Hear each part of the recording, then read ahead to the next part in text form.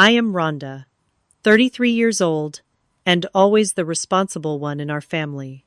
For as long as I can remember, my needs came last, while everyone else got what they wanted.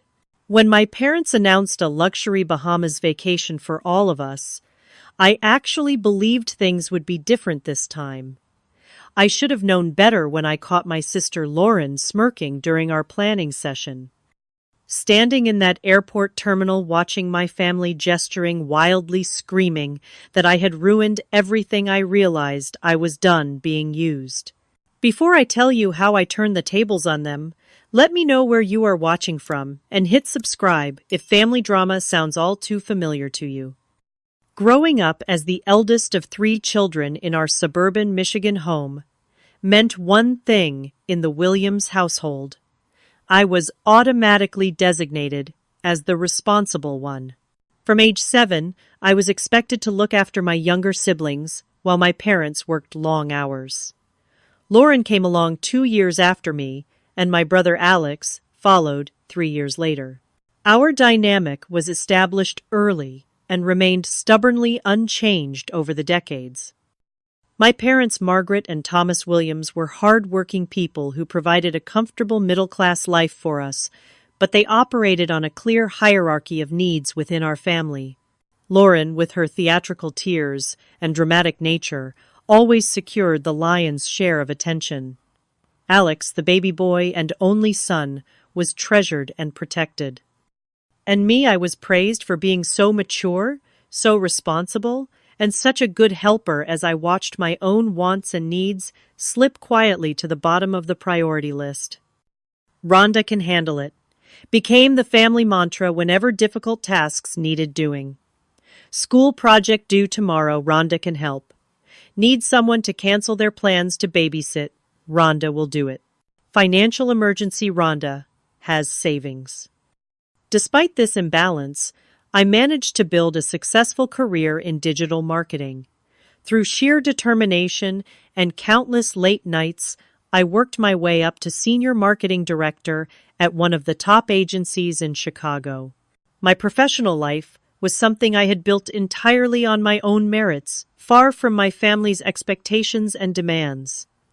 It was the one area where I felt truly valued for my skills rather than my usefulness. My personal life, however, hadn't fared as well. 6 months ago, my fiancé Jake walked out after 5 years together. The breakup still stung when I allowed myself to think about it. "I love you, Rhonda," he had said that rainy Tuesday evening, his duffel bag already packed by the door. "But I can never compete with your family. Every time we plan something, your sister calls with an emergency. Every holiday is sacrificed to your parents' expectations. I want to be with someone who can put our relationship first sometimes." I had no effective counter-argument. He was right, and we both knew it. The patterns established in childhood had bled into my adult relationships, leaving me constantly choosing between disappointing my family or my partner. Jake had simply reached his breaking point after years of coming in second. My relationship with my sister Lauren had always been particularly complicated. Growing up, she had quickly learned that her big sister would pick up whatever she dropped. This pattern continued into adulthood, especially after she had twins Zach and Emma 5 years ago. When her marriage to Rob fell apart 2 years later, I became her default backup plan for childcare, financial support, and emotional dumping. "You don't understand how hard it is being a single mom," she would say whenever I hesitated to help. "You have so much free time and money since you're just focused on your career." The twins were sweet children when they weren't being deliberately set against structure or boundaries. Lauren's parenting style involved equal parts indulgence and abdication, creating a chaotic environment that she expected others to manage for her. My younger brother, Alex, had mastered the art of self-preservation within our dysfunctional dynamic. He maintained superficial pleasantness with everyone while committing to nothing that might inconvenience him. When family conflicts arose, he would vanish until the dust settled, then return with carefully worded neutrality that somehow always aligned with whoever held the most power in the situation, typically our parents or Lauren. "I just don't want to get involved," was his standard response whenever I asked for his support in family matters. What he meant was, "I don't want to risk my comfortable position by standing up for you." The past year had been particularly challenging for our family finances. My parents had made some poor investment decisions that impacted their retirement funds, and Lauren was struggling after her spousal support payments were reduced when Rob lost his job.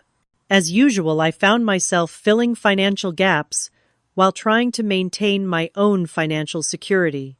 I had loaned my parents $12,000 to cover property taxes and helped Lauren with her car payment 3 months in a row. Each time I provided support, I battled conflicting emotions. The resentment at being treated like a family resource rather than a person with my own needs warred with the guilt programmed into me since childhood. Setting boundaries felt like a betrayal, but continuing as the family safety net was slowly crushing my spirit. This was the complicated emotional landscape I was navigating when my parents called a family meeting one Sunday afternoon in early May. They seemed unusually excited, exchanging secretive smiles as we gathered around their dining room table.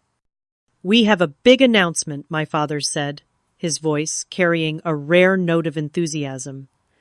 "Your mother and I have been saving, and we want to give this family a special gift." My mother pulled out a glossy travel brochure with a flourish. "We're taking the whole family on vacation to the Bahamas. 1 week at Palm Cove Resort, all expenses paid." I stared at them in disbelief, a complicated mix of emotions washing over me. A family vacation was something we hadn't done since I was in high school. Between my work schedule, Lauren's kids, and everyone's financial situations, coordinating something like this seemed impossible. Yet somehow, my parents had arranged it. For just a moment, I allowed myself to feel genuine excitement. Maybe this was exactly what our family needed, a chance to reconnect, to build new memories, to heal some of the fractures in our relationships. Maybe this was their way of acknowledging all I had done to support everyone through difficult times. I should have known better. The excited bubble had barely formed before Lauren's calculating smile told me everything I needed to know. This gift would come with strings attached, and they would all be tied firmly around my wrists. 2 weeks after the big announcement, we gathered at my parents' house for what my mother called our official vacation planning session. She had prepared her famous lasagna, and my father had bought an expensive bottle of wine for the occasion. The twins were occupied in the basement playroom with a Disney movie, leaving the adults to discuss the details upstairs. "Palm Cove is absolutely gorgeous," my father said, projecting photos onto their living room wall. 5-star accommodations, 7 restaurants, 3 swimming pools, private beach access, and activities for everyone. The resort truly looked spectacular. Crystal blue waters lapped at pristine white beaches. Luxurious rooms featured panoramic ocean views. Smiling staff served tropical drinks to relaxed guests lounging by infinity pools. It was the kind of place I had dreamed of visiting, but had always put off telling myself I would go someday when I had more time, more money, or someone special to enjoy it with. "We leave on June 12th and return on the 19th, my mother explained, distributing printed itineraries. "I have booked our flights and reserved 3 rooms. Thomas and I will take one. Alex will have his own, and Rhonda will share the family suite with Lauren and the twins." I frowned, scanning the paper in my hands. The family suite. "It has 2 bedrooms connected by a common living area," my mother explained. "Lauren and the children will take the master, and you'll have the 2nd bedroom. It's perfect for when you need to watch the kids."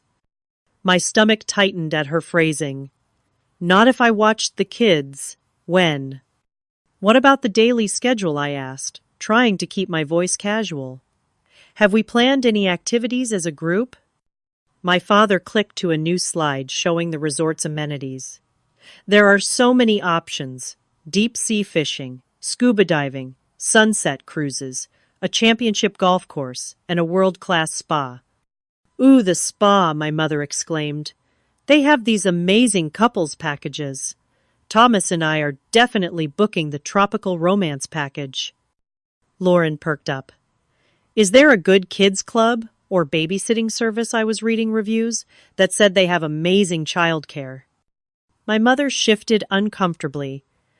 Well, the kids club is quite expensive as an add-on, and babysitting services are $75 per hour. We thought that with Rhonda there, we could save on those unnecessary expenses. The room fell silent for a moment as I processed what was being said and what remained unspoken. I took a slow sip of wine to buy myself time before responding. So what activities will I be participating in? I asked directly. My father shuffled through some papers. There are plenty of family-friendly options for when you have the kids. The shallow pool has a great splash area, and there are beach toys available for resort guests. And when will I not have the kids? I pressed. An uncomfortable glance passed between my parents and Lauren. My brother Alex suddenly became very interested in his phone. We'll all pitch in with the twins, my mother said vaguely. This vacation is about family togetherness. The conversation quickly shifted to discussions about what to pack, the weather forecast, and restaurant reservations. My questions about specific scheduling were deflected or given non-committal answers. By the end of the evening, it was abundantly clear that no one had any intention of addressing my concerns directly. After helping with cleanup, I went to the guest bathroom to collect myself. When I returned, I overheard Lauren and my mother speaking in hushed tones in the kitchen. Are you sure Rhonda is okay with watching the kids most days? Lauren asked. She seemed a bit resistant. She will be fine, my mother assured her. Rhonda knows how much you need a break. Besides, what else would she be doing? She doesn't have Jake anymore, and she loves those children. Perfect, Lauren replied. Because Rob just called and said he can't take them the week before our trip like he promised. I really need this vacation to be stress-free. I stepped back into the hallway, my suspicions confirmed. This wasn't a family vacation at all, at least not for me. This was a vacation for everyone else, with me providing free childcare to make it possible. Over the next few days, more red flags appeared. Lauren texted, asking if I had room in my suitcase for the twins' swim floaties, beach toys, and special snacks. My mother called to confirm I had downloaded child-appropriate movies on my iPad, just in case the kids get bored on the plane. The final confirmation came when I stopped by my parents' house to drop off some paperwork they needed for the trip. While they were searching for their passports, I noticed a folder labeled Bahamas on the counter. Unable to resist, I quickly flipped through it while they were out of the room. Inside, I found printouts for several excursions. A couple's sunset cruise reservations for an adults-only champagne brunch and spa appointments, all scheduled during our vacation. Each booking was for 4 people, my parents Lauren and Alex. There was also a note in my mother's handwriting listing the resort's room service extension for when Rhonda is with the kids. Most telling was a brochure for Club Calypso, the adults-only beach club at the resort, with child-free relaxation advertised in bold letters. Someone had circled the opening hours and written "perfect," while R watches kids in the margin. As I drove home that evening, I felt a familiar mixture of anger and resignation. Once again, my family had made plans that prioritized everyone's needs but mine. Once again, I was expected to sacrifice my time and comfort without complaint. Once again, I was valued not for who I was, but for what I could do for them. I had 2 choices: confront them directly, or pretend I hadn't seen what was plainly in front of me. Neither option felt good, but I knew I couldn't spend a week in paradise, serving as an unpaid nanny while everyone else enjoyed their dream vacation. It was time for an uncomfortable conversation. The night before our departure, I drove to Lauren's house under the pretense of confirming our packing lists. The twins were already asleep, giving us the privacy I needed for the conversation I had been rehearsing all day. We sat at her kitchen island, the remains of the children's dinner still scattered across the counter. I need to talk to you about expectations for this trip. I began working to keep my voice steady and non-confrontational. I'm excited about the vacation, but I'm concerned about how much childcare I'm expected to provide. Lauren barely glanced up from her phone. What are you talking about? Nobody's expecting anything. Lauren, I found the excursion bookings. All 4 of you are scheduled for adults-only activities almost every day. Who's supposed to watch the twins during those times? She put her phone down with an exaggerated sigh. Don't be so dramatic, Rhonda. It's just a few hours each day. The kids love you and you're so good with them. I really need this break after everything with Rob. I need a break too, I countered. I've been looking forward to actually enjoying this vacation. Swimming, reading by the pool, maybe trying some water sports. I can't do that if I'm responsible for 2 5-year-olds the entire time. You're being selfish, Lauren said, her expression hardening. You don't have kids. You don't understand how exhausting it is. This is supposed to be a family vacation, and you're making it all about you. It's not selfish to want some time to myself on vacation. I work 50-hour weeks, and I've helped you with the kids countless times. I just want to know when I'll have time to enjoy the resort, too. The conversation was rapidly deteriorating when my phone rang. It was my mother, her timing suspiciously perfect. Lauren just called me, she said when I answered. She's very upset. What's going on? Before I could explain my position, she continued. Your father and I want everyone to come over right now to sort this out. This is not how we wanted to start our family vacation. 45 minutes later, we were all assembled in my parents' living room, like some dysfunctional tribunal. My mother sat perched on the edge of the sofa lips, pressed into a thin line of disappointment. My father stood by the fireplace, arms crossed. Lauren had positioned herself next to our mother, looking simultaneously victimized and vindicated. Alex lounged in an armchair, ostensibly neutral, but subtly aligned with the majority. Rhonda, my mother began. Lauren tells us, you're refusing to help with the twins on our trip. That's not what I said, I clarified. I said I'm happy to help sometimes, but I don't want to be responsible for them throughout the entire vacation while everyone else enjoys adult activities. No one said you'd watch them the entire time, my father interjected. Then, why are there reservations for adults? Only activities every day. Why does the planning folder have notes about room service for when I'm with the kids?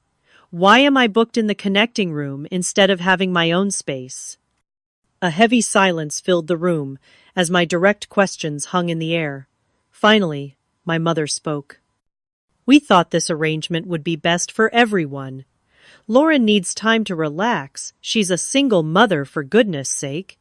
And the children are more comfortable with you than with strangers at the kids' club. So this was the plan all along, I asked, looking around the room to bring me along as free childcare. Don't phrase it like that, my mother said sharply. After all we've done for you, this is how you repay us. We're paying for your entire vacation. A vacation where I don't get to do anything I want to do.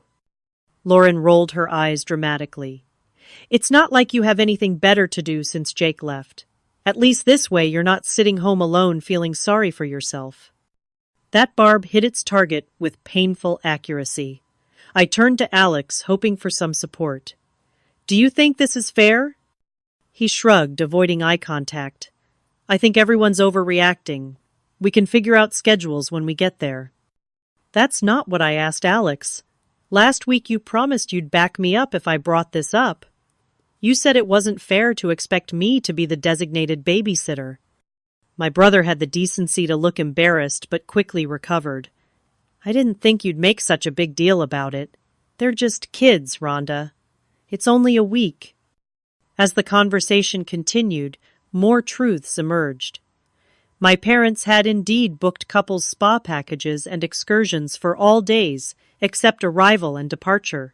Lauren casually mentioned she had been messaging a man she met online who would be at the same resort and was really looking forward to spending time with him.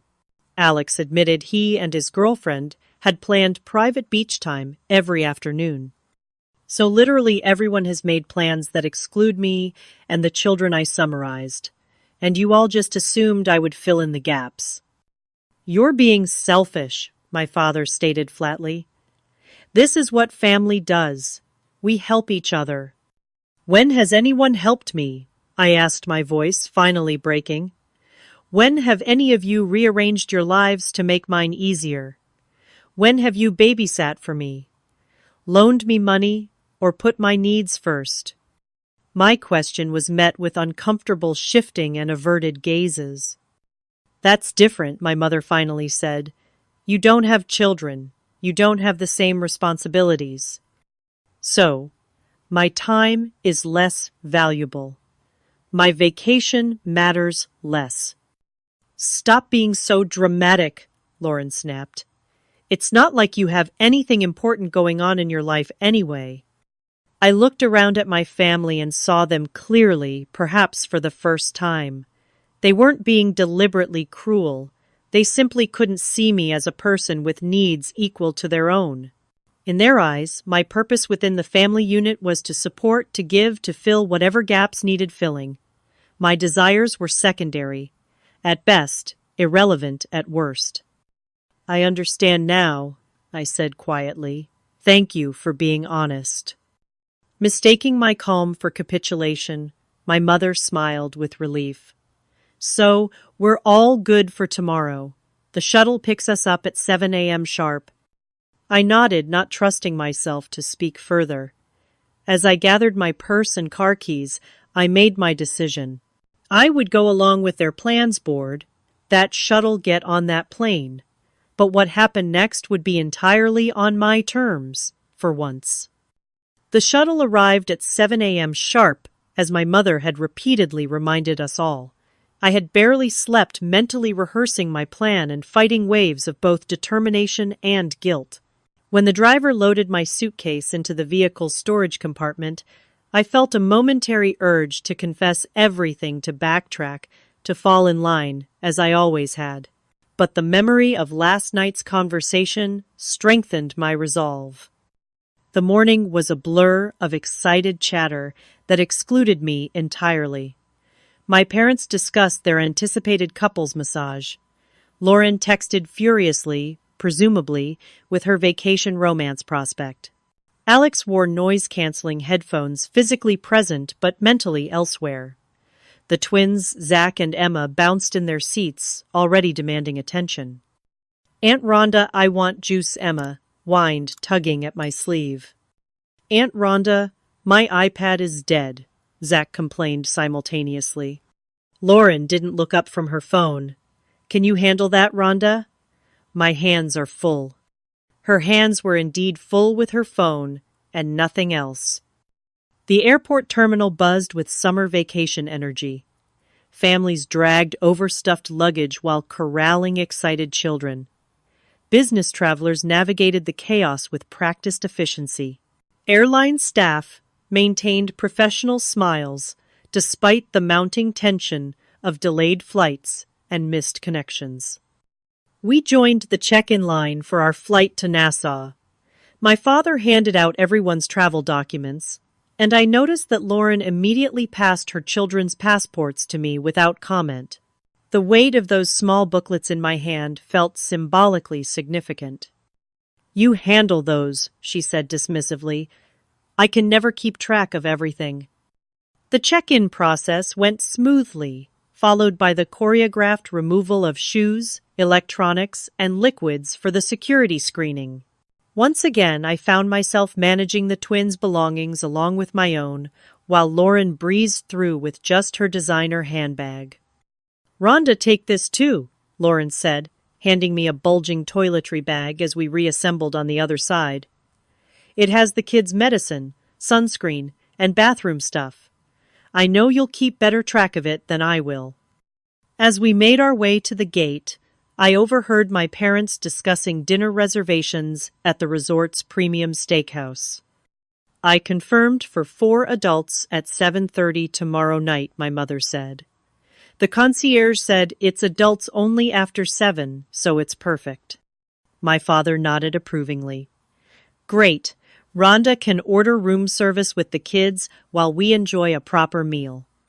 They didn't bother lowering their voices or checking if I could hear. My presence as childcare was so assumed that they didn't even consider the need for discretion. A few steps ahead, Alex was on his phone with his girlfriend. "Yeah, babe, it will be awesome. Child-free beach days while my sister watches the Rugrats. You'll love it." We had nearly reached our gate when Lauren pulled me aside, lowering her voice conspiratorially. "So, I wanted to let you know that Brad, the guy I told you about, he's taking me sailing on Tuesday afternoon. The kids get seasick, so you'll need to watch them. Maybe take them to that kiddie pool or something." It was the casual way she said it, the complete absence of a question or request, that finally crystallized everything for me. There was no vacation planned for Rhonda. There was a family vacation, where everyone except Rhonda would make memories relax and enjoy paradise. "When exactly will I get to enjoy the resort?" I asked, keeping my voice neutral. Lauren looked genuinely confused by the question. "What do you mean you'll be there the whole time?" "Being somewhere isn't the same as enjoying it." She rolled her eyes. "The kids nap in the afternoon. You can sit on the balcony or whatever during that time. Stop making this weird, Rhonda." We reached Gate C-18, where our flight to Nassau was already boarding priority passengers. My mother took charge as usual, directing everyone to sit together while she organized the boarding passes. Lauren immediately pulled out her compact mirror to apply fresh lipstick, while my father checked the status of their checked luggage on his airline app. "Rhonda," my mother called, "we need some snacks and water bottles for the flight. Can you run to that shop? We passed and get enough for everyone. Here's $40. She pressed 2 $20 bills into my palm without waiting for a response. It wasn't a request, but another assumption that I would serve the family's needs without question. I looked at the money then, at my assembled family, none of whom were looking back at me. Even the twins were occupied with the tablets Lauren had finally charged for them. "Sure," I said quietly. "I'll be right back." I walked away from Gate C-18, past the newsstand my mother had indicated, and kept walking. With each step, the invisible tethers that had bound me to my family's expectations seemed to loosen slightly. I found myself at an airport Starbucks far enough from our gate that I wouldn't be immediately spotted. I ordered a latte and sat at a small table facing away from the main concourse. From this position, I could still see our gate in the distance without being easily visible to my family. I watched as my mother checked her watch, looked around impatiently, then pulled out her phone. Seconds later, my phone buzzed with her incoming call. I declined it. For 20 minutes, I observed the increasing agitation at Gate C-18. My mother paced while making repeated phone calls. My father spoke with the gate agent, gesturing in multiple directions. Lauren stood with arms crossed, visibly fuming. Alex finally removed his headphones, reluctantly drawn into the family crisis. Only then did I open the text messaging app on my phone and type a message to our family group chat. "I won't be your unpaid nanny on this vacation. Enjoy your trip. I'll be taking my own vacation for once." I turned off my phone immediately after sending the text, not wanting to see their responses. With surprising steadiness, I walked to the nearest airport exit and ordered an Uber to take me to a hotel I had secretly booked the night before on the other side of the city.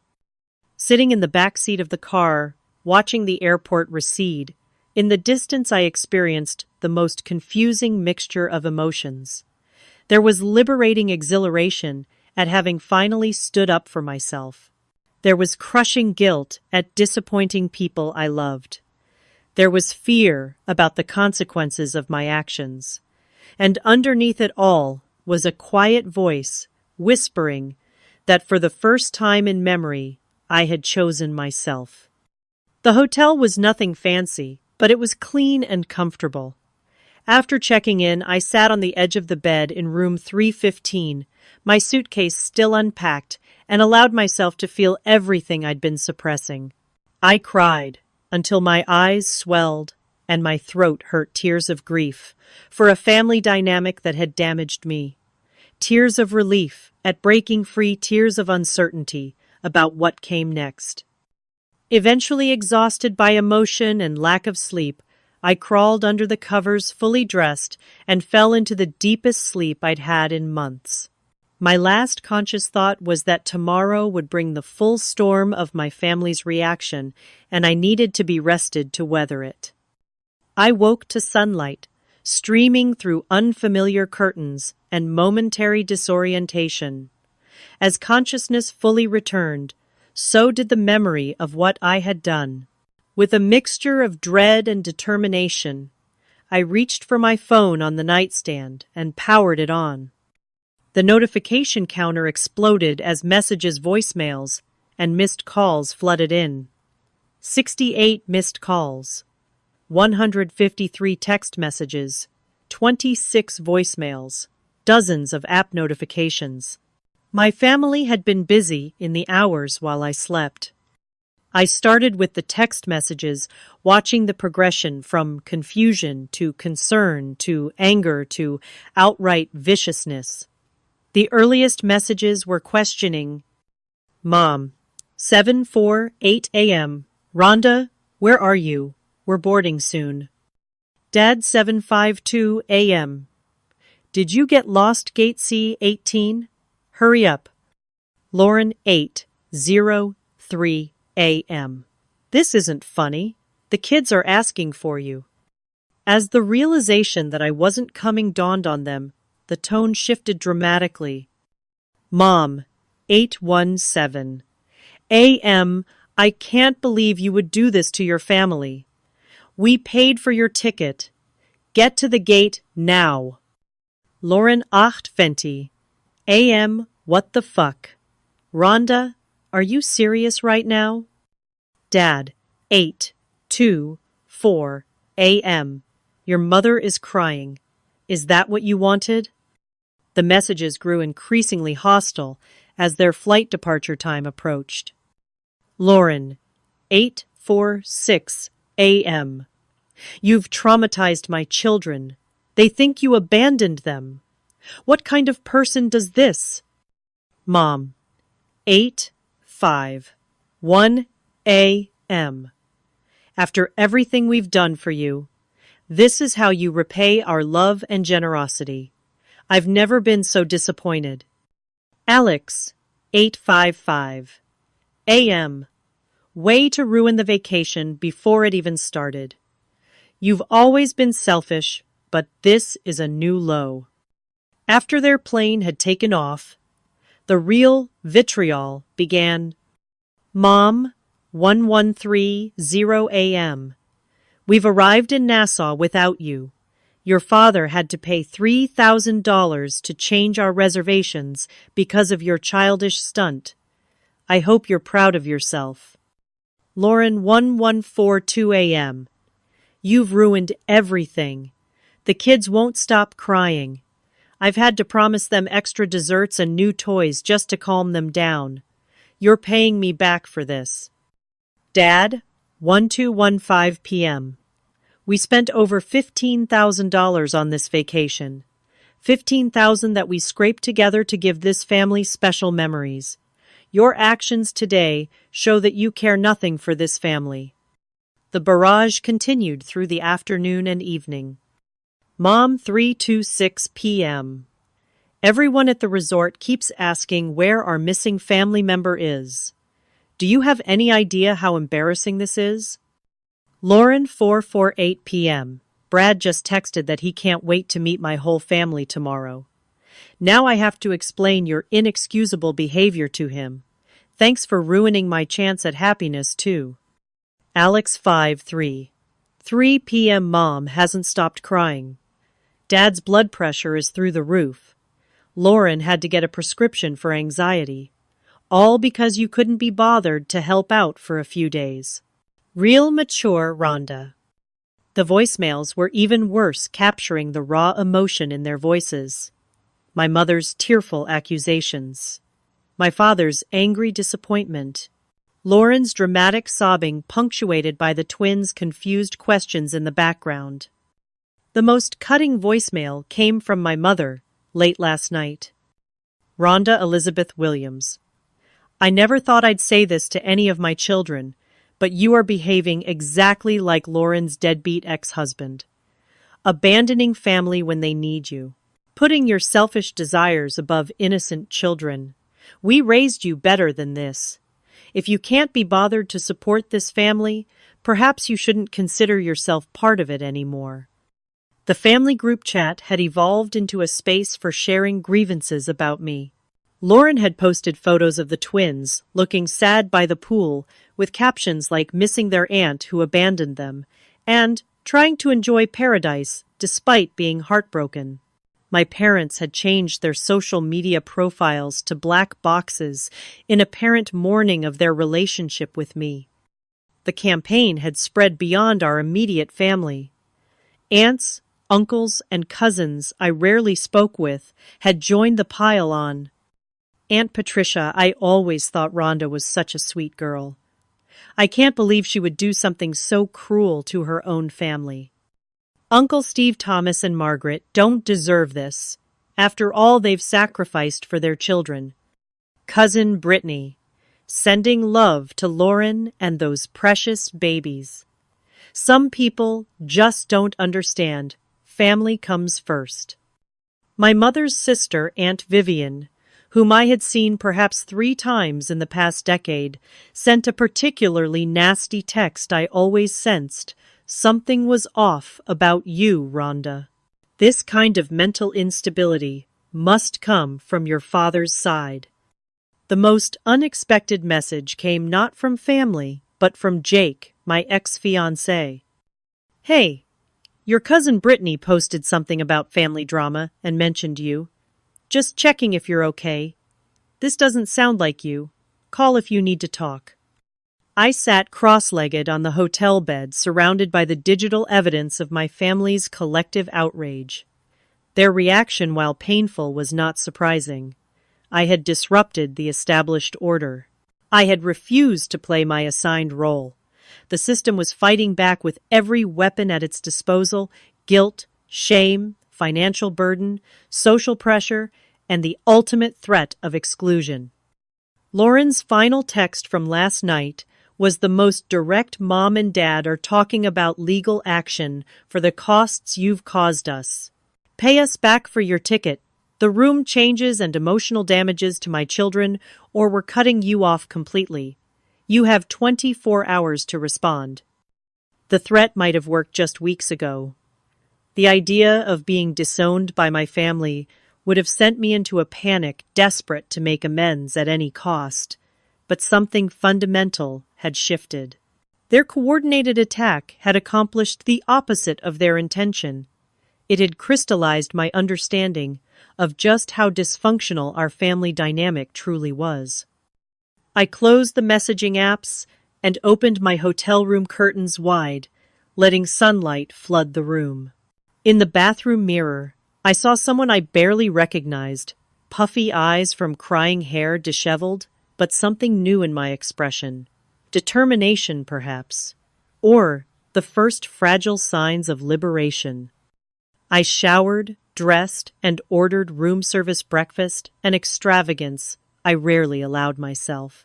Sitting by the window with coffee and French toast, I gave myself permission to fully feel the emotional storm rather than suppressing it as I usually did.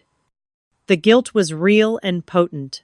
I had disrupted their vacation. I had caused financial loss. I had disappointed people I loved. The twins, innocent in all this, were confused and upset by my absence. Yet beneath the guilt lay something equally powerful, the dawning realization that I deserved better. I deserved a vacation where I could relax. I deserved relationships based on mutual respect rather than exploitation. I deserved to be valued as a person, not merely as a resource. Tears streamed down my face as I ate my breakfast, not tears of regret, but of mourning for the healthy family I had never had, and the years spent trying to earn conditional love through endless sacrifice. As I was finishing my coffee, my phone lit up with another call from my mother. On impulse, I answered, immediately regretting the decision when her voice came through razor sharp with controlled fury. "So you're alive. How considerate of you to finally pick up." "Hi, Mom."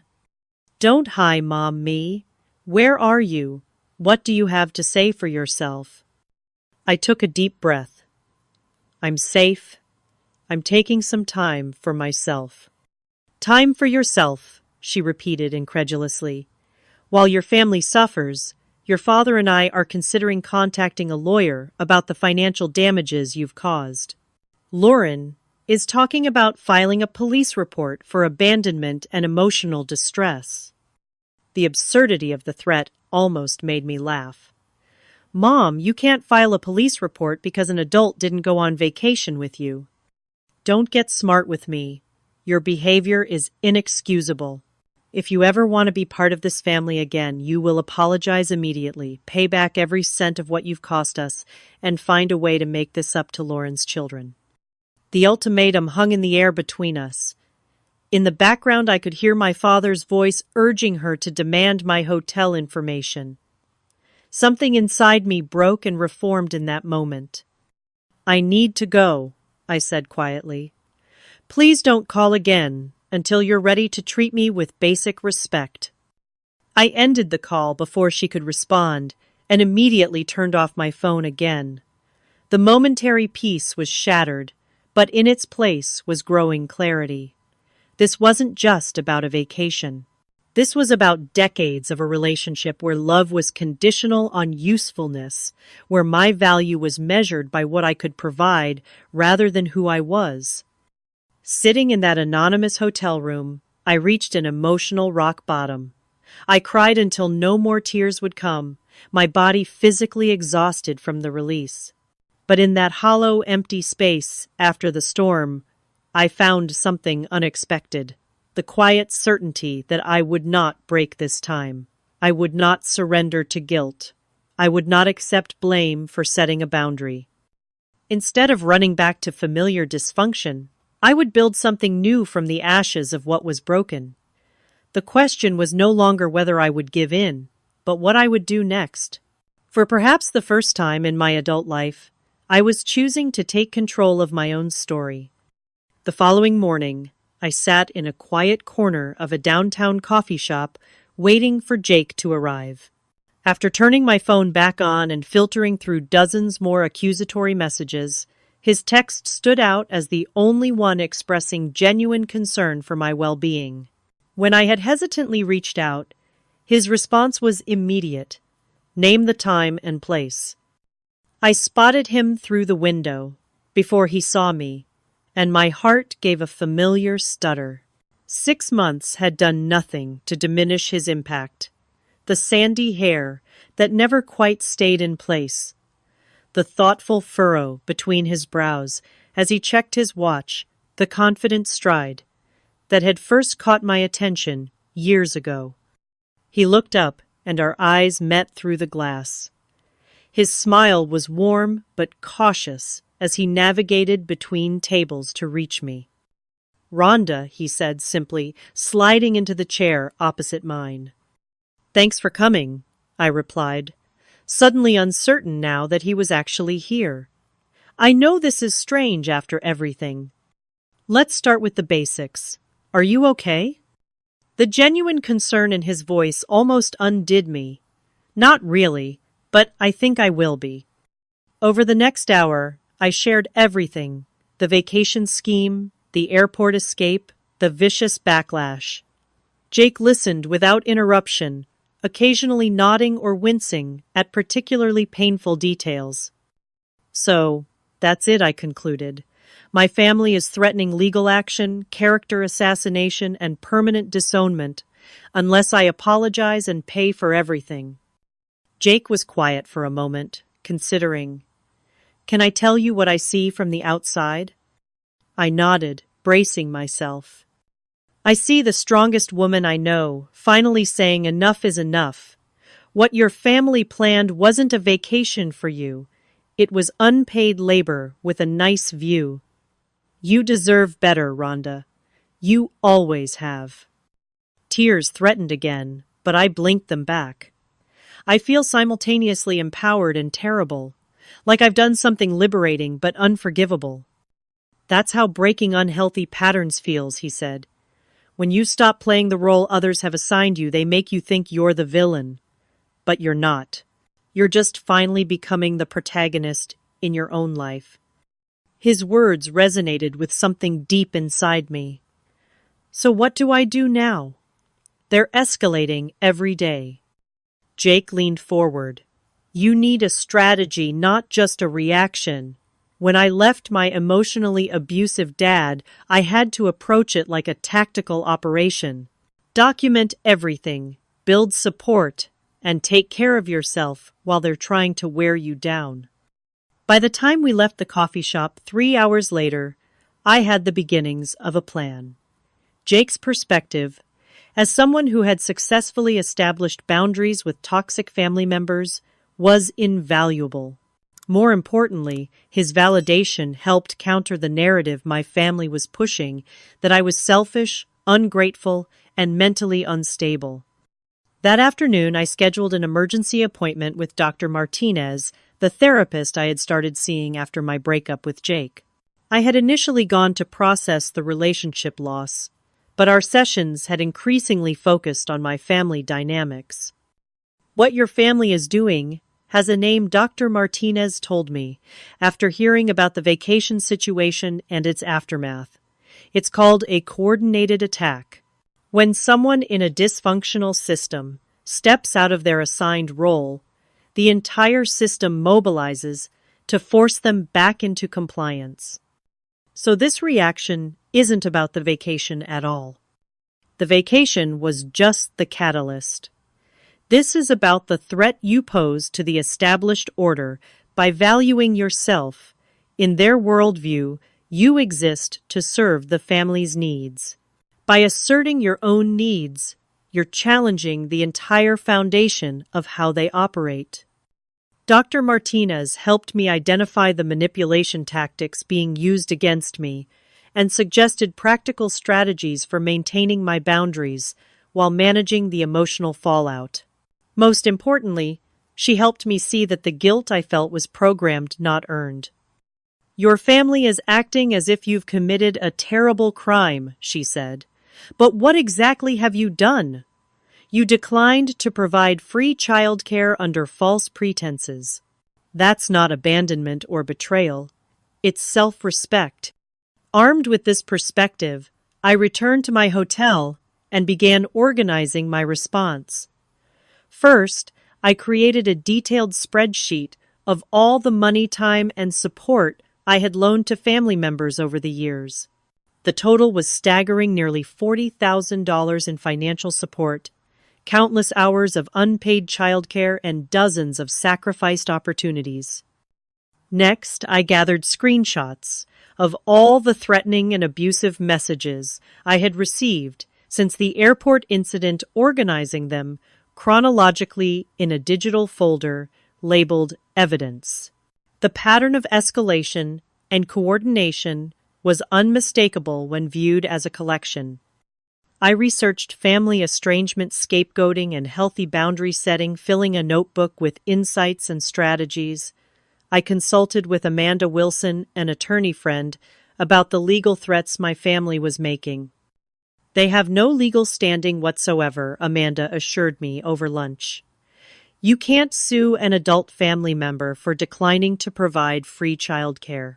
The financial claims are equally absurd. You didn't sign any contract obligating you to go on this trip. What about their claims of emotional distress to the children? Amanda actually laughed. Completely unenforceable. Disappointed children don't constitute legal damages. These threats are pure intimidation tactics, Rhonda. They're counting on your lack of legal knowledge and your emotional attachment to make you cave. While my family continued their vacation in the Bahamas, a fact I knew from their strategic social media posts designed to showcase what I was missing, I was building my own path forward. I joined a support group for adults establishing boundaries with difficult family members. I downloaded meditation apps to help manage anxiety. I reconnected with friends I had neglected while prioritizing family demands.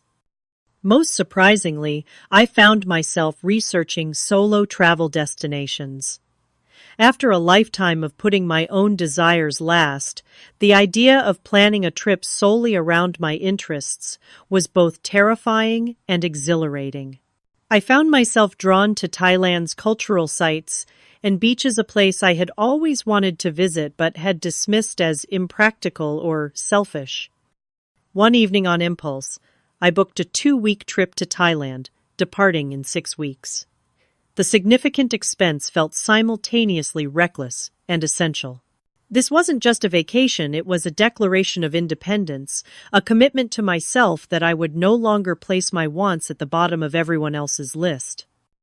As my family's return date approached, their messaging strategy shifted. The overt anger gave way to attempts at guilting and shaming me back into compliance. My mother sent old family photos with captions like, "Remember when we were a real family?" Lauren posted daily updates about the twins asking for me. My father sent cryptic texts about running out of patience. Through it all, I maintained my digital distance, responding to nothing, documenting everything, and preparing for the inevitable confrontation upon their return.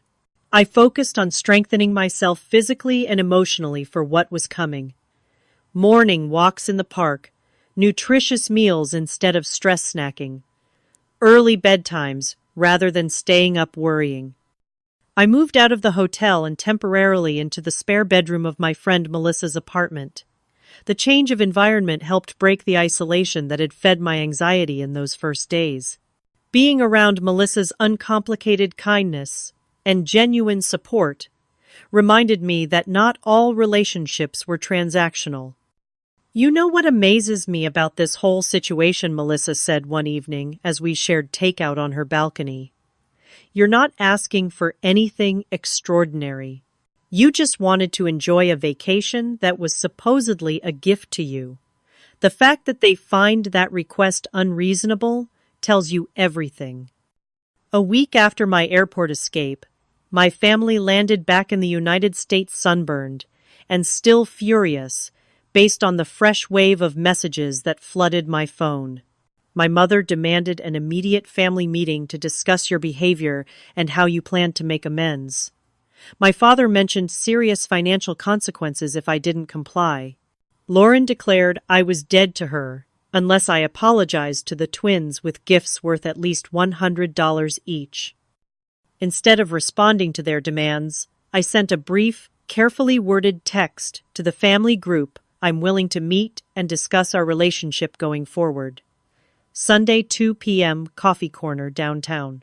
This will be a public conversation in a neutral location. The responses were immediate and predictable.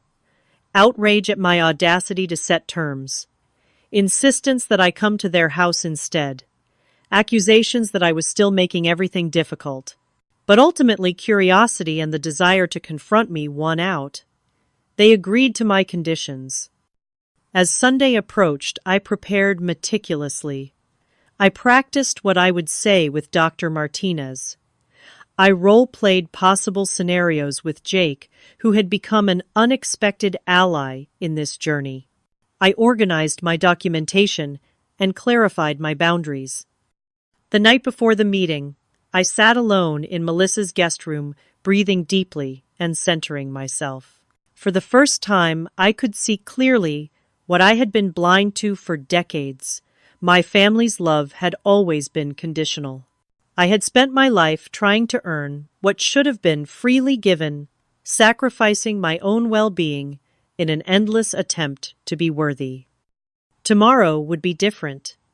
Tomorrow I would advocate for myself with the same fierce commitment I had always shown them. Tomorrow would be the first day of a new chapter in our family story.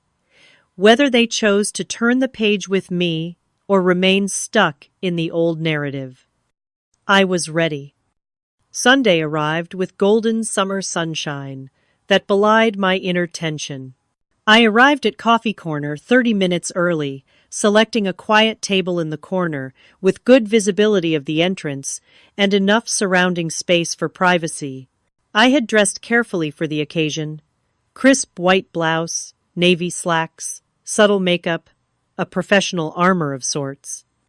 The folder before me contained everything I had prepared: financial records, screenshots of abusive messages, a written list of boundaries, and visible beneath it all, my Thailand itinerary, a tangible reminder of my commitment to myself.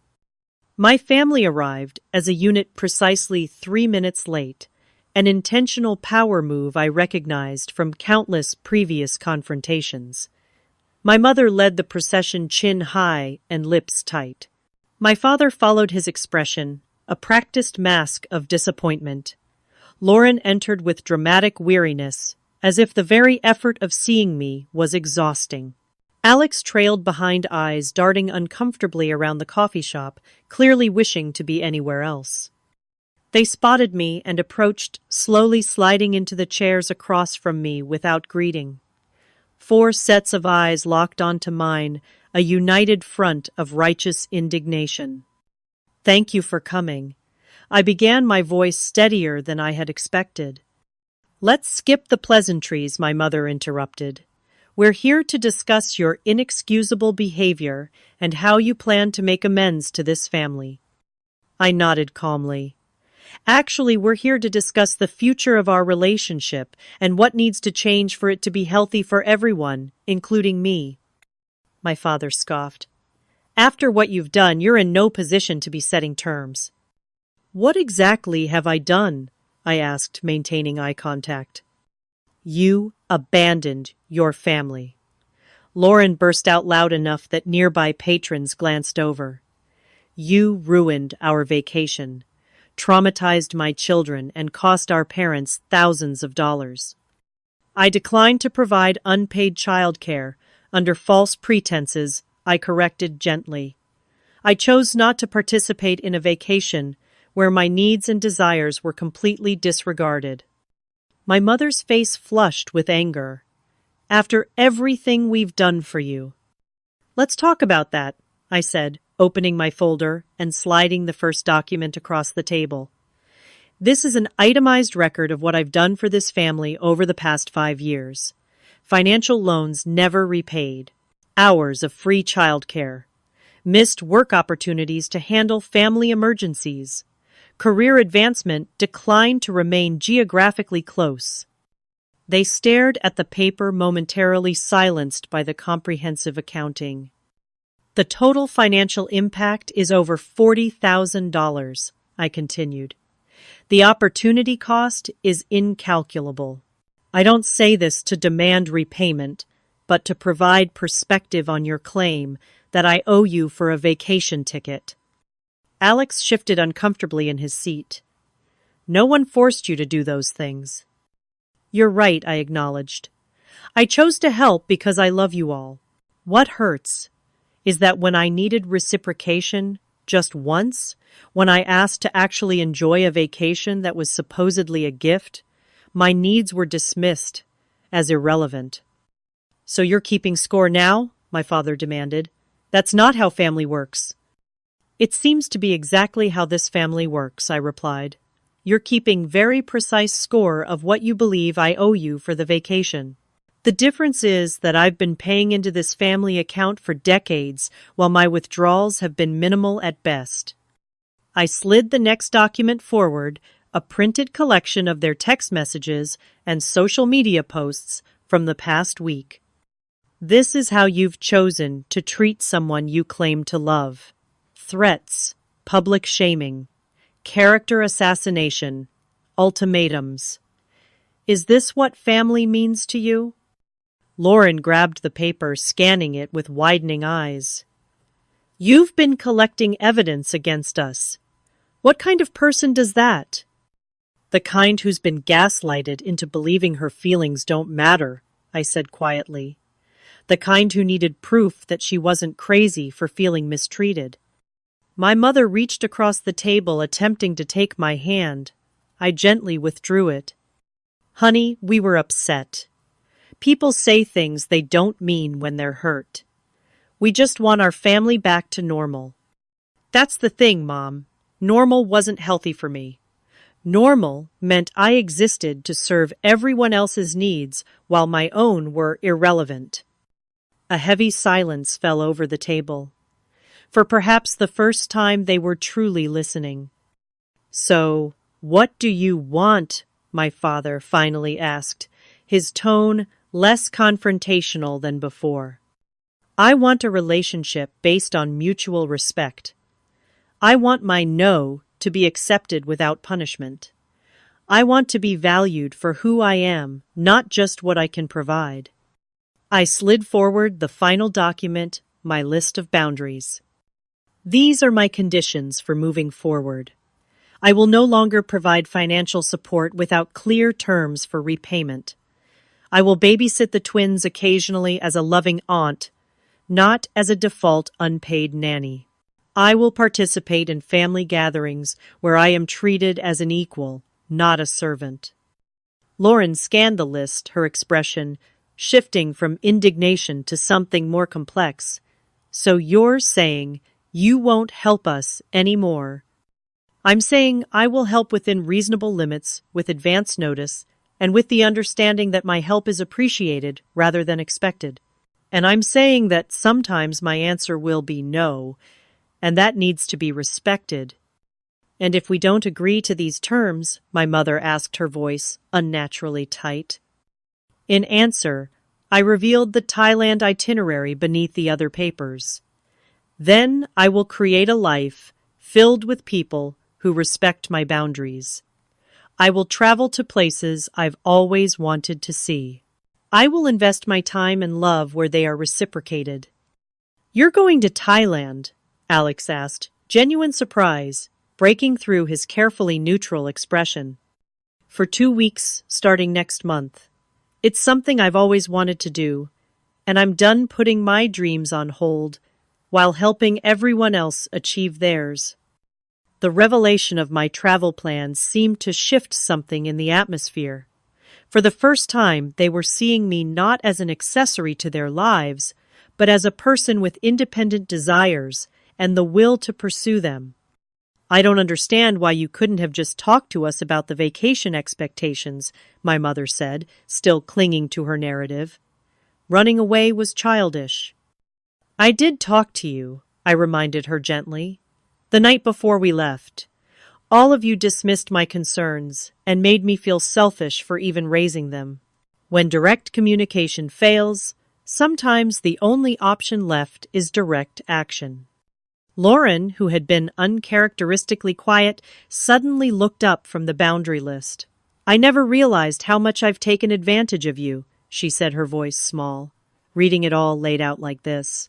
I wouldn't want to be treated this way either. Her unexpected acknowledgement created a crack in the united front. My father rubbed his forehead, sighing deeply. We just wanted a nice family vacation, he said, but the righteous certainty had faded from his voice. I wanted that too, I replied. I just wanted to be part of the family enjoying it, not the staff making it possible for everyone else. The conversation continued for nearly 3 hours, moving from accusation to negotiation to tentative understanding. There were tears on all sides, some from genuine regret, others from the pain of adjustment, as long-established dynamics began to shift. My mother struggled the most with the new paradigm, alternating between defensive justification and grudging recognition of the imbalance in our relationship. My father, once his initial anger subsided, demonstrated a surprising capacity for reflection. Lauren's transformation was the most dramatic, from outraged victim to shame-faced acknowledgement of her pattern of exploitation. Alex, who had remained largely silent throughout, finally spoke up as the meeting was concluding. "I'm sorry I didn't stand up for you," he said, meeting my eyes directly. I knew they were taking advantage, and I let it happen because it was easier for me. His honesty was perhaps the most healing moment of the day, the simple acknowledgement that what I had experienced was real, not a product of oversensitivity or selfishness, as I had been repeatedly told. We left the coffee shop without perfect resolution, but with a foundation for something new. I had stood my ground without crumbling. I had advocated for myself without apology. Most importantly, I had demonstrated through action, rather than words, that I was no longer available for exploitation. The weeks that followed brought halting, imperfect progress. My parents struggled to break entrenched habits of expecting my unconditional availability. Lauren oscillated between genuine efforts to establish a more balanced relationship and backsliding into old patterns when stressed. Alex made the most consistent effort checking himself when falling into familial dynamics that marginalized my needs. 6 months later, the transformation was remarkable if still evolving. My mother now asked, rather than commanded, when she needed help expressing genuine gratitude afterward. My father had begun inviting me to lunch, just to talk, showing interest in my life and career, for perhaps the first time. Lauren had started reciprocating childcare, occasionally watching my cat, when I traveled for work and acknowledging my professional accomplishments without resentment. My Thailand trip proved to be a turning point in more ways than one. The experience of prioritizing my own desires opened something in me that had been closed for decades. I returned with stories, photographs, and a newfound confidence in my right to pursue happiness on my own terms. Perhaps most surprisingly, my relationship with Jake gradually rekindled, built this time on a foundation of mutual respect and healthy boundaries. His support during the family crisis had revealed a deeper connection than I had previously recognized, and my newfound ability to prioritize our relationship created space for something beautiful to grow. "You know what I love most about you now," he said one evening as we walked along the lakefront. "You love yourself enough to expect better treatment. It makes it possible for me to truly be your partner, not just another person making demands."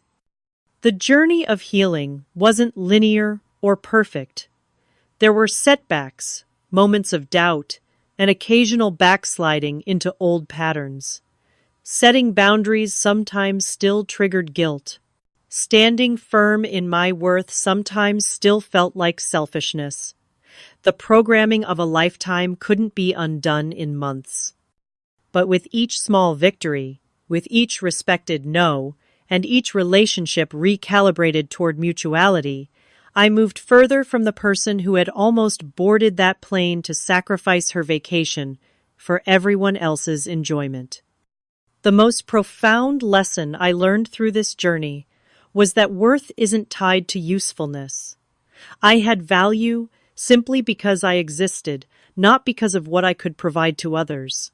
This truth, so obvious when applied to those we love, had somehow never seemed applicable to myself until now. The family we choose can include the family we're born into, but only if they choose to truly see us as whole, complete individuals with needs equal to their own. Love that demands endless sacrifice isn't love at all. It's exploitation dressed in familial obligation. True love, any kind of love, makes room for the full humanity of all involved. It celebrates independence rather than punishing it. It finds joy in mutual support rather than one-sided service. My life now includes boundaries, self-care, and relationships that enrich rather than deplete. I am still the person who helps when needed, but I am also the person who travels solo to Thailand, who prioritizes romance, who sometimes simply says no without explanation or apology. And surprisingly, the family that once seemed incapable of seeing me as anything but a resource has begun to know and appreciate the whole person I've always been beneath the role I was assigned. Have you ever had to set difficult boundaries with people you love? How did you find the courage to stand up for yourself when it meant disappointing others? Share your experience in the comments below. And if this story resonated with you, please like, subscribe, and share it with someone who might need to hear that their worth isn't tied to their usefulness. Thank you for joining me on this journey, and remember that sometimes the most loving thing you can do is love yourself first.